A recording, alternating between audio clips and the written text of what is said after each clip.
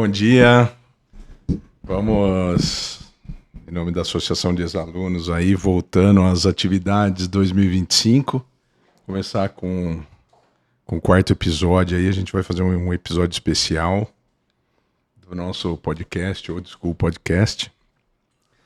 Eu sou meio suspeito para falar dessa pessoa aí que a gente trouxe hoje, porque eu tenho ele como um segundo pai aí na minha formação.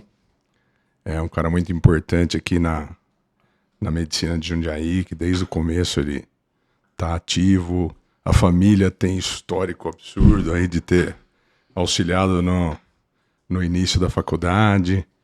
E eu queria que ele se apresentasse primeiro. Eu não vou nem me apresentar, vou pedir para ele se apresentar primeiro aí. Bom dia a todos, meu nome é Itibagi Rocha Machado. Eu presenciei muito a formação, a criação da Faculdade de Medicina de Jundiaí, e eu vou contar um pouquinho como foi criada a faculdade, tá? E que eu presenciei com bastante intensidade nos anos de 66 para frente. Então eu tenho bem a memória. A escola começou a ser cogitada, a ser criada no ano de 1966. E ela veio a ser criada, então, dia 12 de março de 68. Mas esses 2 anos preliminares foi de um trabalho muito intenso. E como é que começou isso que eu vi? O meu pai era diretor junto com o senhor Prado, José Leme do Prado Filho, que era diretor também no Ginásio Rosa. E eu ia sempre lá, conversava nas férias. No ano de 66, eu estava no 2º ano colegial, assim que chamava. Eu estava lá um dia, o seu Prado chegou para mim, eu estava sentado num banco que tinha lá, ele falou: "Ó, Tibagi." Ele gostava de conversar bastante, que ele era jornalista, e ele falou: "O que você acha de formar uma faculdade de medicina em Jundiaí?" Eu não dei crédito. Eu falei: conversa, né? Eu falei: é da difícil. Onde, né? A gente sabia a dificuldade, né? Era uma utopia ter uma faculdade de medicina de Jundiaí. Daí ele falou assim: "Olha..." Deixa eu só interromper, doutor. Pode Na verdade, no início, eles não queriam trazer medicina exclusivamente, né? Não, ele estava num Teve uma grupo... conversa falando de engenharia, Isso, não tem? Tem isso mesmo, André. Foi assim, ele estava num grupo que, como ele era ligado ao ensino, eles queriam uma escola superior para Jundiaí, uma faculdade. Sim. E o pleito era para uma faculdade de engenharia, porque tinha muita indústria aqui. Sim. Então, o seu Prado já estava nessa... O próprio desenvolvimento da cidade já estava conversando com os outros para ter uma escola superior que não tinha. Não tinha nenhuma faculdade no ano de 66. Para elevar mais a cidade, né? O desenvolvimento da cidade. Sim, toda a cidade. Sim. E Jundiaí, naquele período, que iniciou mesmo o desenvolvimento. Daí o seu Prado falou: "Olha, eu estou nesse grupo que é para trazer uma escola de superior para Jundiaí, eu vou ver lá." Achei estranho, que a faculdade de medicina era uma coisa, para mim, né? Outro mundo. E daí... Na época o senhor já estava com ideia de cursar. Eu estava no 2º ano colegial, queria, e sabia, as dificuldades todas, eram poucas escolas e poucas vagas. Queria por vontade própria ou teve alguém na família que estilingou para querer fazer? Não, vontade própria mesmo. Queria fazer. Eu queria fazer. Sim. Daí, 2 meses depois, ele falou: "Olha, eu vou levar nesta reunião a tentativa de formar uma escola." Eu ouvi aquilo, que eu ia sempre. Meu pai estava lá com ele. Essa reunião era com o pessoal da cidade, prefeitura? Da cidade. Que era? Eram alguns nomes que ele acreditava que queria fazer com que a cidade tivesse um programa e uma diferenciação perto das outras. E era cogitado já na época, aqui perto, Bragança, Taubaté, era cogitado isso. E Jundiaí não tinha ninguém que incorporasse e tentasse formar essa tentativa. E a gente via que na época era o governo militar e não abria muito, não. Que tinha que ter muita política para conseguir abrir. E perto ali de 66, 67, 68, foi onde abriram várias faculdades, houve uma abertura. E daí abriu Bragança, Taubaté, São José do Rio Preto e outras escolas no mesmo ano. Esse grupo não era oficial, vamos dizer assim, ou da prefeitura, não. Era um grupo que se reunia, algumas cabeças de Jundiaí que tinham essa ideia de evoluir com a cidade. Isso Tá. daí. Nessa época já tinha o vice-prefeito de Jundiaí, chamava-se o Virgílio Torricelli. Trabalhou com a sua mãe, viu? Com a minha avó. Com a minha avó. Com a sua avó, desculpa. Isso. Com a sua avó trabalhou. E ele comandava, mas era assim, por vontade própria. Tá. O grupo mesmo só veio se formar na criação da Faculdade de Medicina, que formaram um grupo já estabilizado, como eu vou pôr o nome para vocês. Bom, daí fizeram essa reunião. E nesta reunião era para se conversar sobre faculdade de engenharia. O seu Prado estava lá, natural, ele ia tentar. Mas ele ouviu e não lembra de quem foi. O seu Virgílio, eu me baseei também no livro dele. Ele tem um livro, falando só um capítulo sobre a Faculdade de Medicina de Jundiaí. Olha, legal. Vamos tentar arrumar esse livro, procurar. Eu tenho o livro, eu vou ver e trazer. Legal. Então ele fala assim, que ele estava na reunião, e daí na Faculdade de Medicina, de Engenharia, está difícil, tem indústria e tal. Daí ele ouviu alguém que ele não sabe quem, por que nós não vamos tentar uma faculdade de medicina? Ele disse que foi um silêncio grande e falaram assim, não, vamos tentar então, vamos tentar a faculdade de medicina. Daí o seu Prado, que já tinha a cabeça nisso, saiu dali e foi conversar com o prefeito Pedro Favro. O prefeito Pedro Favro falou, tá bom, você quer tentar? Quero. Então você sai daqui com uma formação já de uma comissão para tentar fazer essa faculdade. Eu tenho os nomes aqui que eu vou passar para os senhores, e ele saiu dali, formou a comissão, ele foi o presidente, o seu Prado, Sim. E no desenvolvimento disso daí é que aparece daí o Dr. Jaime. Dr. Jaime Rodrigues, ele era um profissional, trabalhava em São Paulo, mas de muito respeito aqui na cidade. Sim. E daí o prefeito Pedro Faro falou, eu só vou apoiar se vocês trouxerem o Dr. Jaime, ele eu confio. Daí eles foram atrás do Dr. Jaime, o Dr. Jaime falou, não, eu quero participar das reuniões, quero ouvir, mas vamos ver. E daí, no desenrolar, ele aceitou. Essa composição, não posso deixar de citar os nomes. Por exemplo, o seu Prado foi o presidente dessa comissão na tentativa de formar a criação da faculdade. Isso em 66? 66. Tá. Já começo de 67. Tá. Mas mais em 66.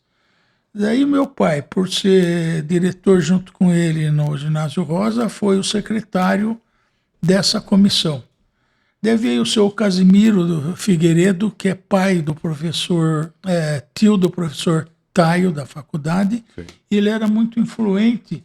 Em Jundiaí só tinham 2 hospitais, o Hospital São Vicente e o Hospital da Fratelância, que hoje em dia é o Hospital Regional. Tá. E ele, o senhor Casimiro, falou também quero ajudar nisso. E ele era desse Hospital da Fratelândia? Era presidente lá. Tá. Muitos anos ele era uma pessoa de influência muita influência na área da saúde. Na área da saúde. Acabaram se juntando todos, aí virou uma comissão atrás da faculdade. Aí, então, deve ver o seu José Pacheco Neto Nunes, que era vereador, e ele também tinha uma capacidade de captar as pessoas ao redor dele. Legal. Daí eles falaram, olha, só nós não temos, nós temos que pegar gente de cartório, claro. pegar outros médicos da cidade. Imagina o trâmite burocrático de você montar um negócio desse, é uma coisa absurda, né? Tem que ter um pouco de cada lado, né? Isso gente mesmo. daqui, dali, né? Político, cartório, imagina, tanto de gente. Daí eles foram atrás também do Cláudio Zambon Clemente, que era de escritório, e o Rubens do Amaral Gurgel, eles tinham uma facilidade, inclusive até política. Sim. Daí o professor Ariosto Mila, daí a parte médica, quem veio no começo foi o Dr. Armando Guerrazzi, que era um médico aqui de Jundiaí, também muito influente. Tinha a parte política, né, era política que ia resolver isso. Daí eles foram atrás também do deputado Nicolau Tuma, mas uma pessoa muito importante na faculdade, na formação, foi o comendador Hermenegildo Martinelli, que é pai do Eduardo Martinelli? Do Martinelli, que é professor na faculdade.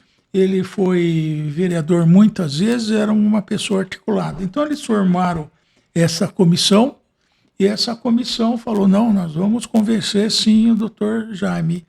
E entre a ida e vinda, o doutor Jaime acabou aceitando ser, já antes de 68, 67.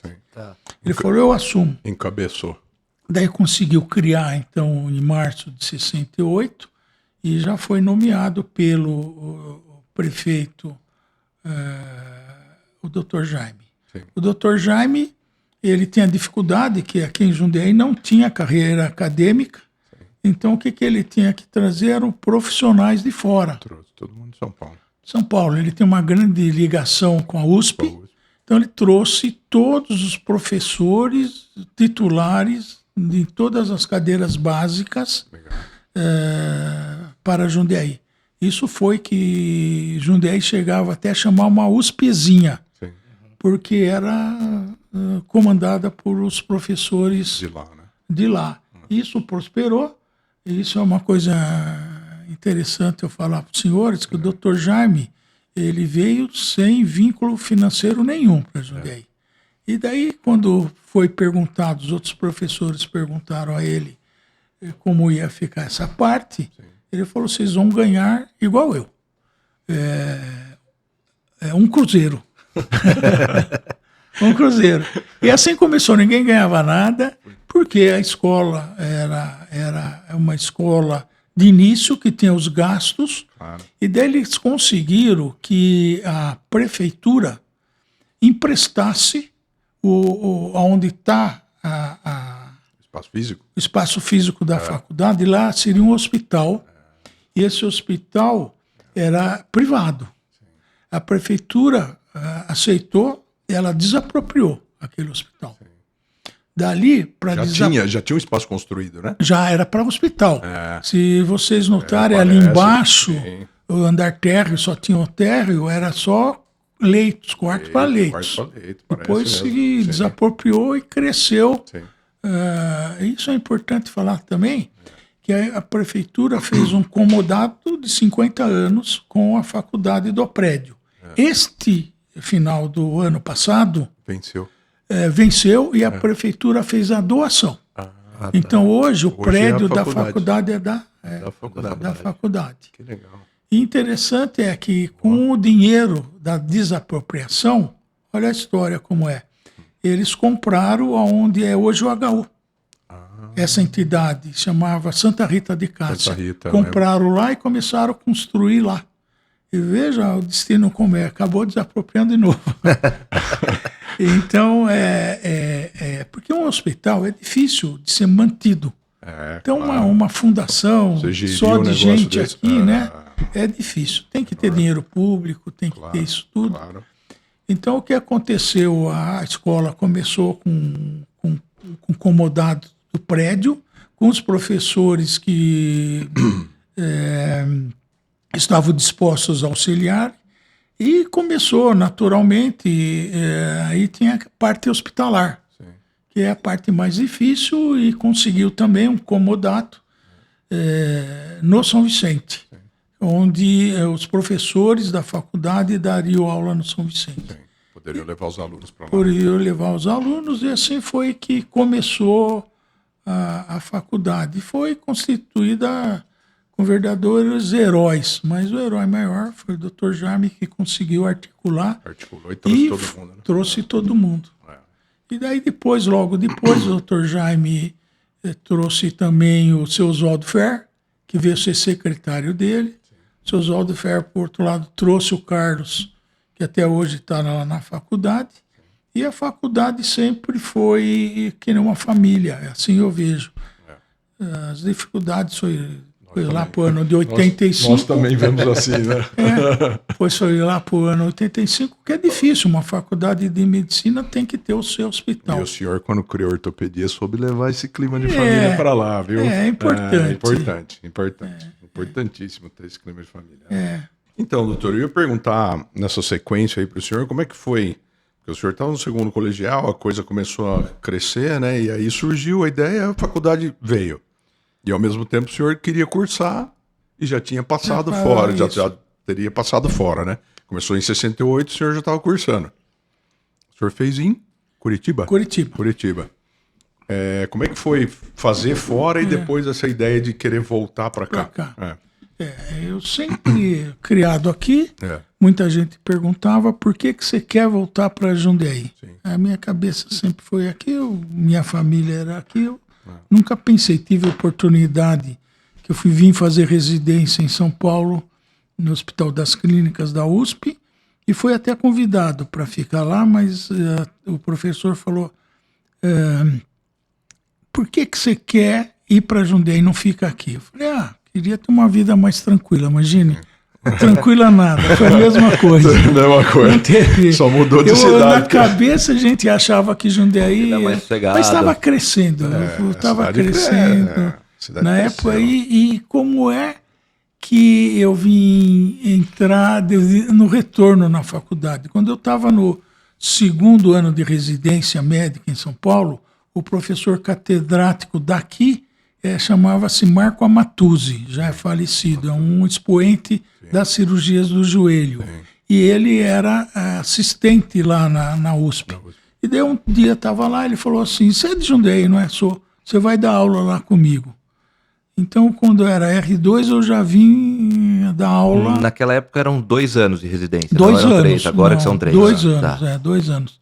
E daí eu vim, como R2, dei várias aulas. Na época, o ortopedista era geral. Sim. Mas eu era... não tinha as especialidades ainda na época? A subespecialidade? Subespecialidade. Não. Ainda não era dividido. E como ele sabia que eu trabalhava dentro e fora de São Paulo com um cirurgião da mão, ele falou, você vai dar todas as aulas de membro superior. Eu vinha com ele e às vezes a gente vinha até junto, ele passava um dia aqui em Jundiaí e fizemos uma amizade. Sim. E quando eu acabei a residência, ele falou, não, você vai ficar aqui na faculdade. E era o que eu queria. E daí segui o professor Amatuzzi, ele veio logo depois, por problema de horário, que tinha que ficar na USP, saiu, e daí veio o de Campinas, o professor José Carlos Afonso Ferreira. Isso foi em meados de 70 aí, né? 74, 75? Isso foi. Foi. Depois do Zé Carlos veio o professor Santin. Eu estava só nascendo nessa 73. E fomos ficando. Hoje eu aposentei na faculdade o ano passado. Fiquei mais de 40 anos lá.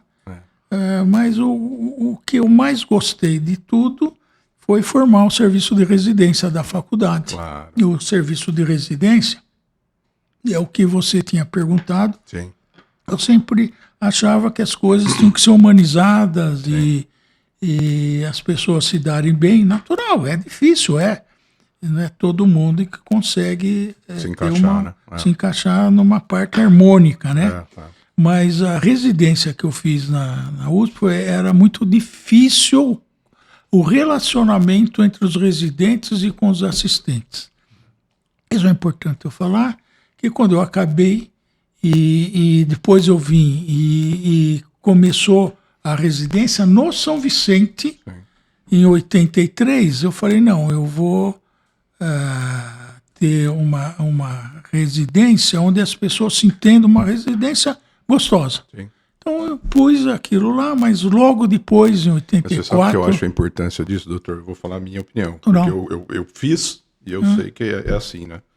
A importância de ter essa ideia de família, porque a pessoa nessa fase da vida, ele entra na residência muito imaturo. Sem dúvida. A imaturidade eu acho que é o principal nesse ponto, né? Sem Então, dúvida. se você não tem alguém para guiar ali, né? Mostrar o caminho, eu acho que é o ponto principal, né? Você saber mostrar o caminho e ter esse clima familiar. Porque aí você sabe que você está amparado por alguém e ao mesmo tempo ele está te cobrando. Isso. Né? A cobrança eu acho que é fundamental. É fundamental. É fundamental. Tem que ter, sem dúvida, senão não anda. Né? Senão não anda. E eu acho que até caiu um pouquinho, né? Com os anos subsequentes Isso, aí, sim, né? Mas sem dúvida. a cobrança é principal. Para você poder criar um clima agradável ali dentro e para todo mundo pensar igual, né? Eu acho que o principal é isso. Todo mundo pensa igual. E até hoje fala a mesma língua. Sim. Então eu acho que a facilidade com que a residência explodiu aí como é uma das melhores residências do país, sem né? dúvida, Sempre foi, né? Então isso a gente não tem como não falar. Eu acho que vale a pena até exaltar, porque é uma residência extremamente importante dentro da ortopedia, e sendo a ortopedia uma especialidade extremamente importante dentro da medicina, com o nível que a SBOT tem, né? O tanto de tempo que tem, o tipo de prova que cria para os seus alunos todo ano, né? Então, quer ou não, eu acho que é uma das provas mais difíceis de todas as especialidades médicas ali. A SBOT é difícil, sim. E Jundiaí prepara com uma excelência tremenda para esse tipo de prova, né? Então, eu queria até agradecer ao senhor, porque foi um cara que me pôs no caminho. Né? Então, a minha vida, com certeza, do Daniel também, né? A gente que cursou, a gente sabe que é extremamente importante trazer esse clima familiar aqui para dentro. Parabéns, eu queria até dar parabéns ao senhor, porque não é fácil. A gente sabe que não é fácil, é um negócio bem difícil você gerir, né? Lidar com pessoas aí, né? Ainda mais as imaturas que estão chegando agora, né? Então, parabéns. Imagine, obrigado. Não, é um prazer, porque eu sempre fui ligado ao ensino. Acho que daí porque meu pai também era ligado ao ensino. A gente seguiu a mesma linha, mais ou menos. E começamos com Vamos falar um pouco do pai do senhor? Ele era ligado no ensino, mas o que ele fazia na época? Meu pai, ele era do Exército, tá? Ele teve na guerra, na Segunda Guerra Mundial. Foi com meu avô, então. Aí, ó. Meu avô estava lá. Meu 44, meu pai nasceu em 46. Então. Meu pai é um filhinho da guerra. Então ele teve lá e teve então uma noção grande de o que era a hierarquia, o que eram as coisas certo e errado. E quando ele veio também, ele se formou em professor de educação física, e ele veio dar aula no Ginásio Rosa de educação física. E na época só ele tinha curso superior. A educação física era isso. Pouca gente tinha curso superior. Ele não é nascido aqui em Jundiaí? Não. Meu pai veio de Goiás. Ah, tá. E daí o que aconteceu foi que dentro do Ginásio Rosa, com ligação com o seu Prado, ele formou vamos dizer, ideias de melhorar a cidade. Concatenaram as ideias aí e melhoraram. De evoluir, que ele tinha ideia. Alguém evoluir tinha que estudar. Tinha que estudar. Então a gente... Claro. Desde pequeno em casa a gente presenciou isso, e quando teve a ideia da medicina, ele encampou essa ideia e não foi um período fácil, foi um período difícil, onde tinha muitas reuniões, algumas viagens para São Paulo fazia Brasília, mas deu certo. Que bom. Importante que foi isso daí. É isso aí. E nesse caminho, doutor, que a gente tem de evoluir a cidade e tal, qual foi a aceitação da cidade para a faculdade, em ter a faculdade, e qual foi a evolução da medicina em Jundiaí também, que eu acho que isso, a faculdade pesou bastante. A gente vê hoje muitos ex-alunos trabalhando aqui e tal, e como que isso, como gerou isso para... Como foi para a cidade, a presença da faculdade? De início, não houve um encampamento grande da cidade com a faculdade. Não sei se era por ser uma novidade, ou não sei se por ingerência política, que tinha muita dificuldade de engrenar a parte política, faculdade com prefeitura. Então isso daí não teve no início muita proximidade. E eu lembro que desde que eu estou na faculdade eu falava, desculpa a falsa modéstia, mas eu falava, não dá para a faculdade ser longe da prefeitura e longe do São Vicente. Sim. E era completamente diferente. Quando a faculdade saiu de São Vicente, ela foi antes de Franco da Rocha para um outro hospital do estado, eu não estou lembrando o nome agora. Acho que eu sei qual é. Cachoeirinho. Não é Cachoeirinho. Algo assim.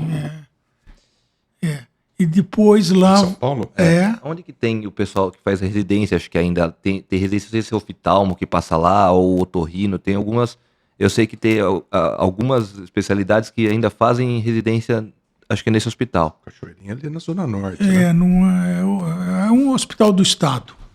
Procura saber. É importante porque na fase que fechou a faculdade, antes de Franco da Rocha, a faculdade foi para lá. Então, não dava, o hospital não ofereceu aulas práticas, era só aula teórica. Então, a faculdade ficou durante 2 anos sofrendo com só aulas teóricas. Depois, quando veio para Franco, logo em seguida já tinha as aulas práticas lá, com toda a dificuldade. A frequentar mais o hospital. E depois a escola voltou. Não, na época o Franco da Rocha era um hospital geral, né? Geral. Tinha tudo, né? Enorme. Mas tinha as dificuldades por ser um hospital do estado. Sim. E depois voltou Jundiaí para o São Vicente, e é onde começou então o grande contato dos alunos, residentes e faculdade.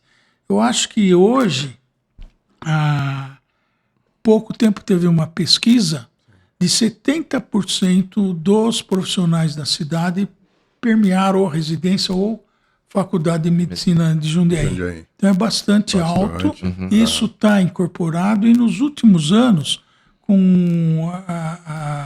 vamos dizer, foi estabelecido que os alunos vão em 13 UBSs, vão passar em várias especialidades, ficou muito mais consistente esse vínculo. Eu acho que o vínculo só com alunos, os alunos iam para fora fazer residência. Quando começaram as residências aqui em Jundiaí, com a transferência de Franco, eu achei que esse vínculo é bastante intenso. Cresceu rápido. Hoje a prefeitura sabe da necessidade até premente dessa relação boa que a faculdade conseguiu com São Vicente e com a prefeitura, e está um grande progresso hoje em dia, mas não foi fácil no começo. Sim. Acho que com dificuldades políticas. Eu acho que sempre tem ressalvas, né? Um lado ou outro, né? Sempre tem uma situação ou outra que acaba pesando para um lado, para o outro, né?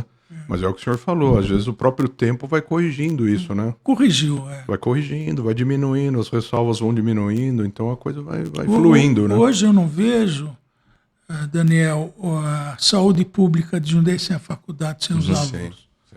Você vê, nós temos só no São Vicente, tem mais de 100 residentes. Gente, demais. Então isso daí é a base e é onde forma. E eu sempre dizia que para ter ensino tem que ter, vamos dizer, ambiente. Então, onde tem ambiente de ensino, onde se ensina, a coisa é mais fácil e progride. Onde não tem, cidades isoladas, só a gente vê, tem dificuldade no progresso. Eu acho que Jundiaí evoluiu bastante. E tem... Eu acho que pelo outro lado também, né? A melhora substancial para a saúde e para o povo da cidade, dúvida, né? Com certeza o povo ele acolhe melhor hoje, porque ele sabe a melhora que teve nesse período, né? Então a evolução foi enorme nesse ponto também, né? As residências foram fundamentais para o desenvolvimento. Para estilingar esse crescimento, né? Sem dúvida, sem dúvida. Você vê que hoje estão com Jundiaí está indo para o 5º prédio, né? Sim. Espaço físico, né? Sim, tá. Pô, 10, 15 anos atrás era um só. Só, né? só. O que era o tal hospital virou a faculdade e era só aquele quarteirão. Hoje, nossa, o negócio cresceu de uma maneira que daqui a pouco virou uma universidade aí, com mais cursos. Tentaram até, né? Com enfermagem, com isso, com aquilo, né? Foi uma pena ter parado, né? a enfermagem. Foi uma pena. São Eu coisas acho que podiam andar junto, né? Podia andar junto. Porque, quer ou não, é fundamental ter, né? Fundamental. Tem mais alguma coisa aí? Eu acho que aproveitar o Dr. Tibagi, que sabe bem da história desde o começo, não era o intuito, claro, foi trazê-lo para falar do antes da criação, mas a gente já vai aproveitar, que não sei se... Claro, que tem várias questões aí que eu acho que é interessante na formação, na história da faculdade. Sim. Uma delas o senhor comentou, quando tiraram São Vicente, como que foi essa negociação, já que o senhor já estava na faculdade, para levar até Franco, e depois também falar do HU, do surgimento, de como que foi a incorporação e vamos dizer, criação do HU para a faculdade. Então foi assim a história. Jundiaí fechou com o São Vicente para a faculdade. Os alunos não existem medicina sem hospital. E, então o que aconteceu? Por um contato com o governo do estado, foi oferecido o Mandaki. O Mandaki aceitou, mas não recebia os alunos. Então ele aceitou mais no nome e as aulas práticas não tinham, e as aulas teóricas eram aqui em Jundiaí. Mas apresentava a Mandaki como um hospital referência ou conveniado, teve um convênio com a faculdade para não fechar. Lá no Mandaki durou uns 2, 3 anos, e daí foi feito um novo convênio com o estado, onde veio para Franco da Rocha. Era um hospital estadual que oferecia muito melhores campos de trabalho para a Faculdade de Medicina e de Ensino. Então foi para Franco da Rocha, e isso ficou em Franco da Rocha há uns 8, 10 anos, e depois, devagar, não foi imediato, fechando com a prefeitura para vir para Franco, para São Vicente, vieram alguns serviços que começaram a vir para o Hospital São Vicente. E a ortopedia foi o primeiro... Acho que até o serviço de Franco da Rocha ele começou a diminuir, né? Porque o hospital que era geral, ele começou a, né? Fecha aqui, fecha ali, ficou só psiquiatria, né? Então ele começou a diminuir na época. A ideia do Estado era realmente fechar aqui o hospital geral. Como fechou, né? Como depois fechou criaram outro, exatamente. Isso. E daí as cadeiras começaram a tentar vir por si só, não tinha nenhum convênio com São Vicente, nem com a prefeitura, e a ortopedia conseguiu vir para o São Vicente, porque havia uma necessidade grande de atendimento, e ela veio, deu já um pulo no São Vicente, e assim veio logo depois a clínica médica, depois mais um pouquinho a clínica cirúrgica, e as outras residências vieram vindo sucessivamente. Daí você me perguntou do HU, o que aconteceu com o HU? Com a alta demanda do São Vicente, não tinha mais condições de atender materno-infantil. Então, outra vez, a prefeitura, junto com a faculdade, onde a faculdade arcou com 2/3 e a prefeitura 1/3, desapropriaram o HU, que era do Hospital Paulo Sacramento. Santa Rita, isso, Santa Rita. E daí hoje o HU ele é um hospital bastante consolidado, onde está atendimento a mais de 10 mil pacientes mês, e chega a internação de 1.200 e cirurgias ao redor de 500 cirurgias mensais. Ele expandiu? Porque antes era materno-pediátrico, né? Ele continua como, vamos dizer, a predominância materno-infantil. O que aconteceu que, por exemplo, hoje no São Vicente, a necessidade de várias, principalmente dos tumores e da parte de ortopedia, em 1 ano e meio foram operadas 1.500 próteses no HU, que o HU tinha uma certa comodidade para oferecer esses leitos. Mas ele ainda é materno-infantil, mas está dando ênfase para as outras áreas. Foi bastante importante também no Covid, que não recebeu os pacientes de Covid, mas recebeu todos os partos da região inteira. Então, de Campo Limpo, de Várzea, e deu condições para que Campo Limpo, então, ficasse um hospital atendendo Covid. Aqui em Jundiaí, o Covid foi no São Vicente. Então, ele tem andado em parceria sempre com a prefeitura e as necessidades dela. Que bom. Acho que da minha parte eu não lembro só isso. Eu acho que é interessante a gente citar aí, professor, também o seu período de diretor da faculdade, né? O senhor teve 2 gestões aí de diretoria de faculdade, que é legal falar também sobre isso. Né? Sim, foi. A gente sabe que é difícil, né? Gerir, né? Falar com os alunos aí não é fácil, não. Mas foi um período bastante prazeroso, onde nós focamos no ensino. Então, mais uma vez, eu vou falar do ensino, onde eu consegui, na minha gestão, criar a pós-graduação, mestrado, pós-graduação, doutorado. Começamos também a incentivar a escola a crescer, que aquele prédio da frente foi da época. No final, conseguimos também adquirir a unidade 2. Mas foi um tempo muito prazeroso e eu tive sempre muita satisfação e uma convivência grande, e ampliamos muito também as residências. Todas as residências nós trouxemos. Então foi um período bastante gostoso e eu tenho saudade. A gente sabe que foi um período que a faculdade deu um boom aí, né? Teve um crescimento grande aí, né? No número de residentes, mais residências surgindo, né?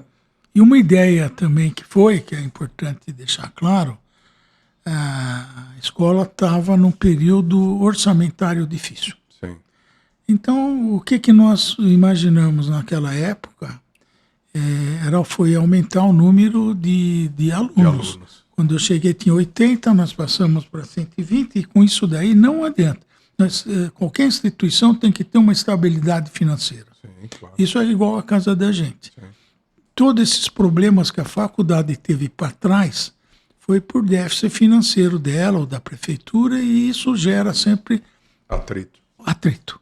Então, a escola hoje está completamente estabilizada, e eu acho que nós tentamos, na época, que ficasse na região só a Faculdade de Medicina de Jundiaí, mas as leis foram permitindo, então foram abrindo várias outras ao redor, mas tudo bem, isso é a parte que evoluiu a medicina. Mas a faculdade está estabilizada, nós temos 96% de professores com titulação, temos residência em quase todas as áreas. O mesmo ano passado já tiveram de pneumologia, novas residências de cirurgia pediátrica. Então, isso trouxe uma estabilidade também no atendimento da cidade com essas novas residências. Que legal. A gente vê o crescimento, né? Depois de uns 10, 15 anos para cá, teve um boom enorme mesmo, né? Onde tem ensino, tem progresso. Sim, progresso, sem dúvida. O estudo traz o progresso. Sempre foi assim, né? Sempre foi assim. Eu, particularmente, teria 2 perguntas para o senhor que eu acho que todo mundo ia querer saber. Primeiro, aí já é mais particular. Tá bom, sem problema. Da onde apareceu o Chu? Por que Chu? Por que o senhor chama todo mundo de Chu? Eu sempre... é importante. Eu sempre tive uma dificuldade grande de guardar nomes de todo mundo. Tá? E como ali permeia um monte de gente, de colegas junto, de alunos e residentes, era uma... eu ia falar, vindo falar oi, eu falava, Chu, vem cá, tal. Eu comecei a chamar Chu, e daí aquilo pegou. Eles também me chamavam de Chu, E foi essa ideia. Hoje aí, todo mundo por achou. dificuldade de guardar. Mas eu acho que não é o ideal. Eu tento sempre saber o nome, mas não consigo. Imagina, eu acho que consigo. isso aí que traz o clima de consigo. família. Isso aí que traz o clima familiar pra coisa. Não, precisa sim. Para homem é chu e para mulher é chuzinha. Então fica isso aí, já tem até as corruptelas aí. Tá certo, tem que ser assim. Mas é dificuldade de guardar. Ai, que bom. A outra pergunta, eu acho que não deve nem responder, mas eu vou perguntar. Pode ser.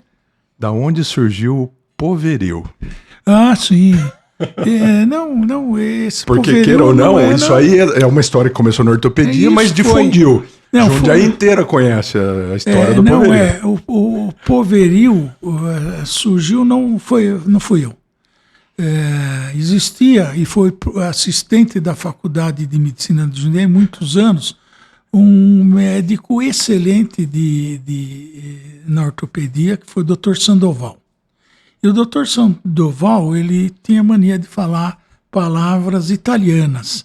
Então ele falava assim, o poveri. Poveri quer dizer povo em italiano. Isso daí, quando veio a residência, de poveri virou poverio, e poverio é quando você está numa situação embaraçosa. Isso. Então você fala assim, incomodado. Ai, que poverio tal. E tinha um residente que chamava Carlos, que era o Carlão, ele pegou esse poveri e punha poverio para todo mundo. Então ele... Mas deixa eu falar uma coisinha que eu esqueci, seria ingratidão minha. Como eu lembrei do Dr. Sandoval, que foi assistente de ortopedia muito tempo na faculdade, eu não poderia citar a importância do Dr. Toledo. O Dr. Toledo foi ser diretor da faculdade quando saiu o Dr. Jaime. E logo no começo, nesse período também de dificuldade, ele ajudou muito logo no começo. Ele era um ortopedista de excelência, onde até hoje a gente ouve falar do Dr. Toledo. Eu tenho uma grande ligação, por isso talvez, quando eu era aluno da Faculdade de Medicina de Curitiba, eu vinha nas férias, todas as férias eu vinha, e eu ficava com o Dr. Toledo no São Vicente. E ele estava ligado à faculdade. E formamos uma grande amizade. E ele sempre falava, você tem que voltar aqui para a cadeira. E ele foi, então, um dos que me estimulou bastante na ortopedia. Entendi. É uma figura emblemática na escola. Se espelhou nele. Sim, sem dúvida. Quis sem voltar. Dúvida. Foi um dos fatores. Foi um dos fatores para a volta. Que bom, que bom. Então é isso. Acho que vamos fechando aí o podcast, que já está alongando muito tempo. Queria agradecer, doutor Tibagi, presença fundamental na nossa vida aí, né? E pelo que todo mundo vai ver aí, com certeza na vida da faculdade também, né? Então eu queria parabenizar essa trajetória toda. Eu queria fazer mais uma pergunta. Sim, é um prazer. Como é que foi a felicidade do senhor como pai ver o Duda cursando a faculdade? Que o senhor estava ali atrás, o pai do senhor foi um dos idealizadores. Eu acho que essa fase aí deve ter sido bonita aí, né? Foi sim. O Duda, ele se formou médico aqui, fez a residência. Sim. Hoje ele fez concurso, ele é professor da escola. E a minha esposa Esther também é professora de pediatria na faculdade. Então é um ambiente familiar. E o Duda, ele conseguiu ir para o caminho também do ensino, e para mim é uma satisfação. A minha vida cruza com a Faculdade de Medicina de Jundiaí, sempre. Toda. E eu gostaria de agradecer vocês me dar essa oportunidade, é uma oportunidade que vocês vão ver, a gente vai ficando mais velho e guarda as histórias, né? E gosta de contar, que não é fácil, tem que ter um ambiente para contar história. Mas que o Daniel também ainda a gente é de uma geração que a gente costumou ouvir essas histórias, né? A gente cresceu com os avós, com os pais, as cidades ainda eram pequenas, né? Então a gente ouvia, parava na rua, contava história, né? Então isso aí é um negócio muito caseiro mesmo, né? E Jundiaí sempre foi uma faculdade assim. Jundiaí sempre teve um ar de família, de ser uma segunda casa, por ser pequena no começo, né? Então, um aluno, quando entrava aqui, eu quando entrei aqui, me senti super confortável. Tanto é que eu sou de Mogi das Cruzes, A ideia é que eu voltasse para casa no segundo ano, mas nunca voltaria, né? A hora que você entra no clima e começa a vestir a camisa, né? Usar as cores ali, você vê que não é por aí, né? Então a faculdade ela vai entrando no coração do aluno, né? Então acho interessante isso, criar esse clima de família, né? Que o senhor falou que Jundiaí teve isso. Né? Teve isso. Ainda tem, né? Por ser uma faculdade menor. Agora aumentou, né? O número de alunos, tudo, né? O espaço físico também aumentando. Vamos ver se a gente continua a manter esse clima familiar, né? Uma das ideias desse podcast é justamente essa, tentar unir todo mundo, fazer com que as histórias dos mais velhos cheguem nos mais novos, né? E essa aqui é uma das maneiras, né? Um podcast hoje é um negócio que todo mundo, dos mais novos aí, vê todo dia, né? Então acho que é interessante a gente manter essa ideia. Eu até ia externar isso aqui no episódio, porque quem mantém isso é a Associação de Ex-Alunos. Tudo tem um custo, a gente tem os nossos sócios, são entre 120 e 130 hoje, uma mensalidadezinha de R$70 que não vai fazer mal para ninguém caso entre, né? Então vamos estimular os ex-alunos a entrarem, a fazerem parte da associação, para com que isso dê continuidade. A gente precisa fazer com que isso vire um acervo, né? Quer ou não, isso aqui é um acervo audiovisual que eu acho que lá na frente vai fazer uma diferença enorme. Isso foi criado exatamente numa conversa que a gente estava tendo e a gente falou assim, pô, a história da faculdade a gente não tem acesso, a gente não sabe. Tem gente que não sabe. E aí a gente começou, e hoje existe essa facilidade de audiovisual, a gente consegue armazenar isso. Tipo assim, nada melhor do que a gente chamar o pessoal que conhece a história, conta as histórias, que já estão no livro, mas o livro hoje é difícil de você ir atrás, de buscar, daqui a pouco... Muito mais fácil quem viveu e quem criou contar do que a gente ficar lendo o que foi escrito ali, né? Então já... Muito mais fácil. Esse é o intuito, a gente tem só agradecer pela presença aqui, que ajudou bastante a gente Com certeza. nessa jornada aí. Então foi um episódio meio extra aí, né? Fora dos nossos padrões, que a gente estava seguindo a sequência de turmas. Então a gente acabou igual o George Lucas com Star Wars lá, deu certo. Pra gente vai dar certo também. Fizemos um episódio anterior aí aos 3 primeiros aí, mas sendo o 4º episódio.